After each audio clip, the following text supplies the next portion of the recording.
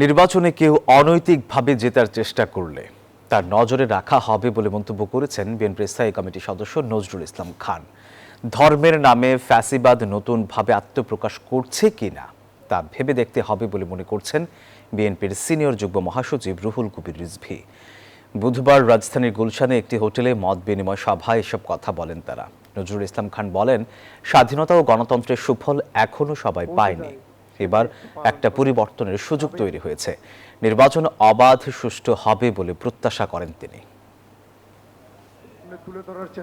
এত প্রাণের বিনিময়ে যে সুযোগ আমাদের সামনে এসেছে, এই সুযোগ যেন কেউ অনৈতিকভাবে ব্যবহার করে কোনো দল বা ব্যক্তির স্বার্থে নিতে না পারে।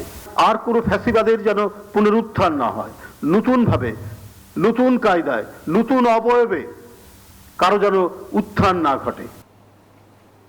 Bashundhara public school and college 2026 শিক্ষাবর্ষে ভর্তি চলছে।